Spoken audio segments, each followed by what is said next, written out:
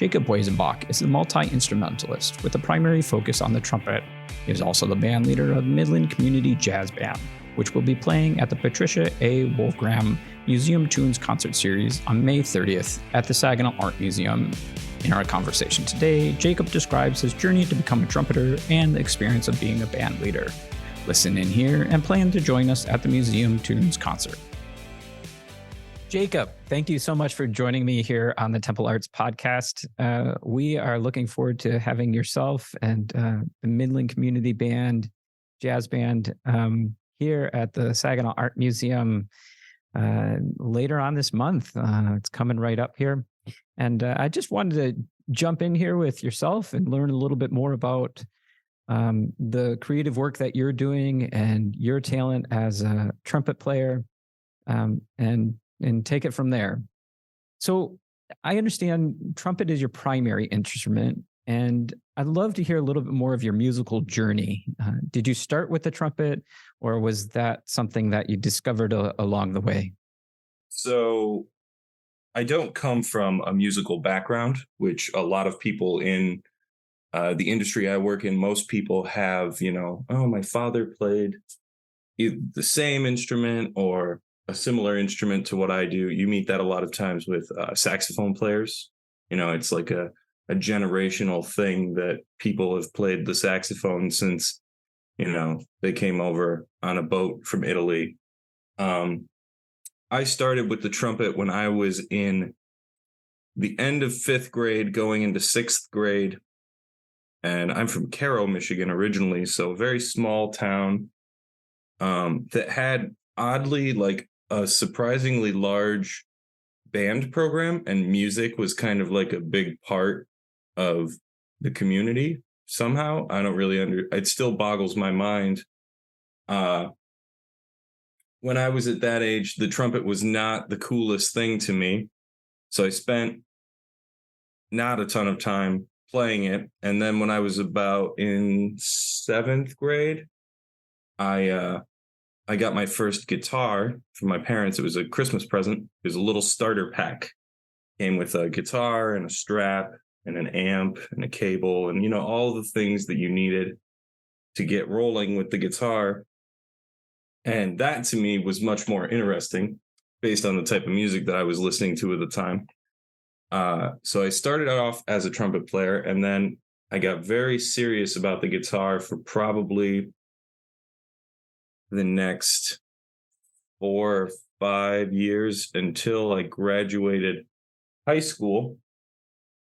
And I went to Saginaw Valley State University for music education. I was actually very unprepared when it came to college. I was on their very last day for auditions, and I played 2 just pieces that I played with the jazz band in Cairo.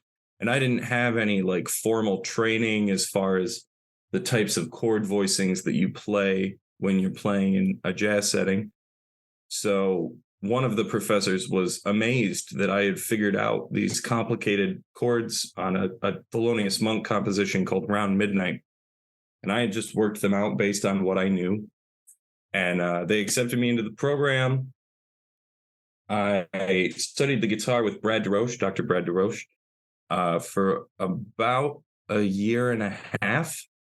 And things sort of flipped when I got to college. I was involved with a collegium ensemble, which is like 15th century music, which wasn't exactly what I was interested in doing with the guitar. I was more interested in sitting in a big band or playing in small groups, being a soloist. So I had the opportunity to study with a man named Jeff Hall while I was at Saginaw Valley. He was the artist in residence there for jazz. And I studied trumpet with him, and he needed a trumpet player for the big band because there were 3 guitar players, and they were all just, doing backflips to see who would play which tune. So Jeff asked me to sit in the back of the trumpet section. And I started doing more of that. I played in their concert band. I played in marching band. I was in the jazz ensemble. So I gradually found my way back to the trumpet and started taking trumpet lessons with the professor there, who was Dr. Mark Flegg. He now lives in like the Sandy Hook area, which is way out east. And the trumpet, because of Mark, became something that I really took a lot of interest in, because I was finally taking lessons with somebody. Until I got to college, I'd never really taken a lesson on an instrument. I mean, I had went to band class, I had watched, things on YouTube, I had read books, but I never had like a one-on-one instructor until I got to the university. And a similar thing happened with the piano, which I play very little and don't play publicly, because that is a deep instrument that I am not totally comfortable with. So that's kind of like my formative years, where I started on the trumpet, jumped to the guitar, took that very seriously for a number of years, got to college, and then flipped. And I started off on the trumpet, studying with Mark. I was last chair in the concert band because I had a conflict where the Collegium Ensemble and I think the concert band were on the same day. So I couldn't make it to the concert band until the second half. So the director at the time, Bill Woolner, he put me on last chair because I just wasn't going to be there most of the time. So he couldn't, put me on a higher part. And then another semester went by and I was kind of in the middle of the pack because I had gotten out of the Collegium Ensemble. I was studying with Mark. I was getting better. And then there was a day, I remember I think the second or third year of college, we had done chairing exams for the concert band, which is where you go in and you play a piece for the director and you play, like an etude or something, or an excerpt of music that he has, programmed for the next concert.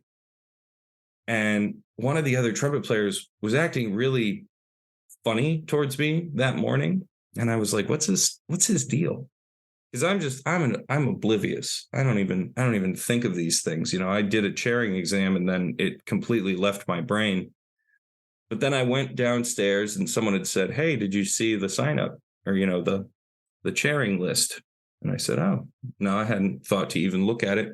I went and looked and I was sitting first chair. So I had went from a position of not being a trumpet major, being a guitar major, sitting last chair, to in less than a year, I had switched my primary instrument to trumpet and I was sitting first chair. And I did have to re-audition, which was quite the process. I mean, I had to learn a couple of pieces to do the audition in the first place. And so that's sort of my educational background as far as like schooling and like probably before the age of 21, which I'm 31 now.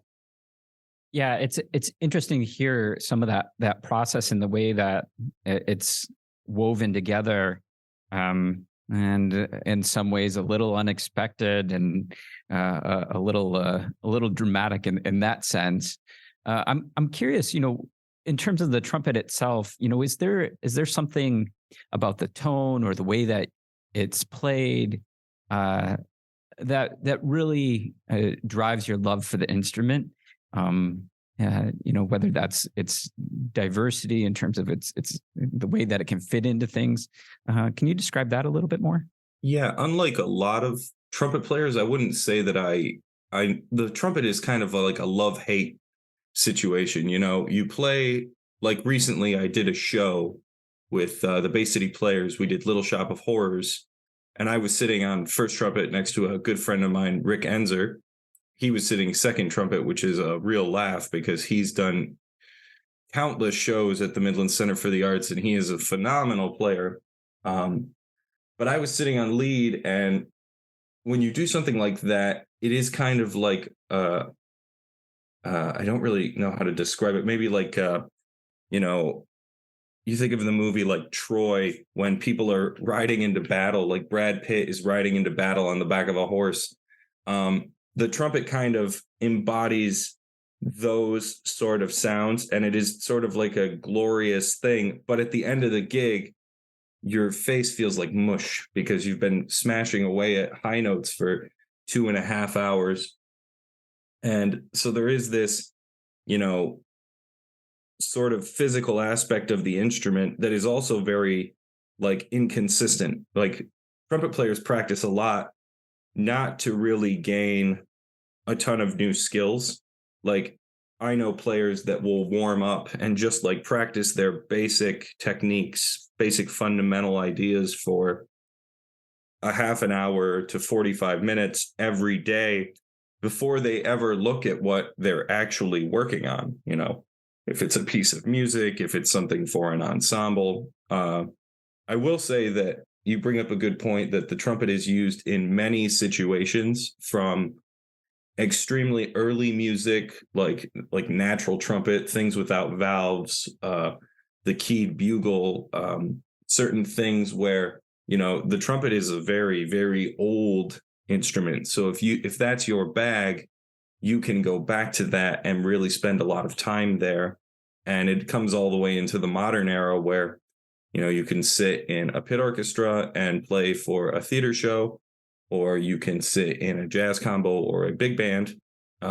Those types of situations, it completely runs the gamut. And there's a lot of stuff where it's used in pop music. And it does have, for me at least, I don't really like to sit in just one situation. It actually would be the most boring thing in the world for me to just do one thing. So when I was sort of leaving college and figuring out what I wanted to do with my life, I knew it was something with music, but I knew that it wasn't just one thing. I didn't want to just focus on being a symphonic trumpet player who sits in a section of an orchestra and that's, you know, collect a paycheck at the end of the month, and that's the only thing that you do, and you don't really freelance in any way. That I would be so bored and sad. So I'm always throwing myself into different situations. And more recently, the same thing has been happening with the guitar. I recently did part of a pit orchestra on guitar that I had to sub out to a friend of mine because I wasn't sleeping enough and I was getting headaches, because the schedule of a musician can be extremely busy and unpredictable. And some days you're just running around for hours and hours and hours. And there is no like, you know, it's Friday at 5 o'clock and I am done. That doesn't necessarily exist. Depending on where you're at with the profession, you might keep going. And, you know, sleep is a rare commodity. So I jumped ship on that, thankfully. Yeah, well, you know, speaking of doing a lot of things, you're now the band leader for Midland Community Jazz Band. Tell me a little bit more about what that's like, leading a group of musicians and being a musician yourself, and maybe some of the different skills or lessons that you're learning in that role. So it's very strange for me. Like I said, I'm 31 right now, and there are people in my band who are twice my age, if not, I mean, not 3 times my age, but I mean, they would be 93. That's very old. But like at least 1.5 times my age. There are people who are definitely into their 70s, and some people who are even in their 80s. And they've been playing professionally for as long as I've been alive. So it is kind of strange for me to stand in front of them and take on this, you know, quote unquote leadership director type position. I try to rule from a position of, this is a conversation. You know, I'm not telling everybody what to do. I'm simply asking, how do we do this and make it be the best thing that it can be? Being a musician myself has made it, you know, a lot easier to relate to these people, because I'm not simply a conductor. That's not what my professional training is in. my professional training is mostly playing in small jazz groups, big band work. So I've run countless combos of different iterations that have spanned probably the last 8 years at this point. I've played with different big bands, from the big band I was in school and the Jazz Trail Big Band, which Jeff Hall used to run. And recently I just played a concert with the Traverse Symphony Jazz Orchestra, which was featuring Bob James. So I have a lot of big band experience. I have a lot of small group experience. I have experience in, classical situations and more commercial situations. So I understand a lot of things where, somebody says to me, maybe, for example, my first trombone player, who is George Bork, he plays with a group called Stone Street Revival. And they're very popular, sort of like cover band that travels around a bit of the state. And if he has a situation where that band has a gig, he can come to me and say, hey, I'm going to shed the music. I'm going to be prepared, when we come back next week. But on this Thursday, I got to go play this gig in, I don't know, St. John's, Michigan, which is like a couple hours away from here, and make X amount of money. I'm not going to look at him like, well, you can't do that, because I would do basically the same thing to a director if it's just a simple rehearsal type situation. So there is a certain amount of like, I understand what the life is like, I guess. And it's surreal, honestly, to run a group like that and have to stand in front of them with a chart. And a lot of what I've learned is how to prepare things, how to stay on top of people. It's like herding cats, really. I have to send like 5 emails a week to, make sure that everybody has the music that they need, and everybody's, got the right instrumentation, and people are going to be the places where we have to be. And it's just been a great learning experience. And it's not something that everyone gets to do. It's something that I've thought about, because I've had some opportunities in other parts of the state to move around or to go other places. And this is one of the reasons I've kind of stuck to where I am for at least right now, because this isn't something that exists everywhere. And it's been really super awesome. And the other part of it is when you have 17 other musicians standing in front of you, and you run through a chart and you get to that very last chord and they hold the last note, and all of that sound of it's 13 horns fades over you. It's glorious. I can't really describe it to you unless you've been in a hall and stood in front of a band like that and had it, hit you when they play a note. So yeah, well, we're looking forward to some of that experience, at least having the notes float through our garden. Can you give us a little preview of what guests might expect at our upcoming museum tunes? So the group is primarily Midland community members, from, like I said, from a professional to, there are even some high schoolers in the group who are honestly kind of terrifying to me, at least, because I come from such a small place, and there is such a large band program here, and there's such a huge music aspect to the community that, for example, the young man who's going to be on bass trombone, he's fantastic, and he's like 16 or 17 years old. I mean, he sounds as good as some professionals that I sit on gigs with, and it's a pleasure to have him there. Sort of a preview of the music as far as that is concerned is we're doing a lot of the music of Duke Ellington. Ellington is just like the most prolific American composer, especially in the jazz idiom. I mean, he ran a big band for how many ever years, I couldn't even tell you. He had small group compositions. I still play his music pretty much every gig. There will be at least one Ellington tune, if not more. So that's the bulk of the music. And there's one tune specifically that is not Ellington, which we've done with this group of people. At least a lot of them have done it before, which is called Randy by Phil Woods. And at the concert, I'm probably going to explain this as well. But the reason I'm doing Randy is because this music specifically is a lot about lineage. It's a lot about like passing things down between people. It's not necessarily something that is super academic, much like classical music is very academic. It's very regimented into a school setting. Jazz, a lot of times you can learn it in a school setting, but a lot of it gets learned on the street or on the gig. And so my rationale for playing a tune like Randy is the theme of the music is Duke Ellington.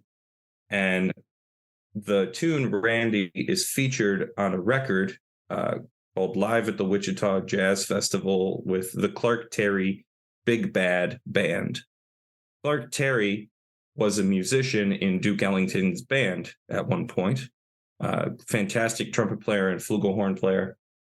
Phil Woods is the lead alto player on that Clark Terry recording. Phil Woods was an alto saxophonist and prolific band leader himself, mostly in the small group setting. And Jeff Hall, who I had mentioned earlier, was one of my teachers. He actually studied with Phil Woods for a period of time. So there's this long line, this huge lineage from all the way from Ellington to Clark Terry to Phil Woods to Jeff Hall to little old me, that, you know, there's this continuous line of information that has happened. So that's my rationale behind playing that tune, which when I explained that to the band, all of their eyeballs turned into big squiggly lines because they couldn't keep up with my crazy brain figuring out this lineage. We're looking forward to hearing that and all the other pieces. I really appreciate you sharing more about your journey and some of the background and what's brought you to the place you are now. We'll listen for more in our gardens. Thank you for listening to the Temple Arts Podcast. Please consider subscribing to the podcast and making a donation to the arts through SaginawArtMuseum.org or TempleTheater.com. This will allow us to continue to bring enriching program to Saginaw and beyond.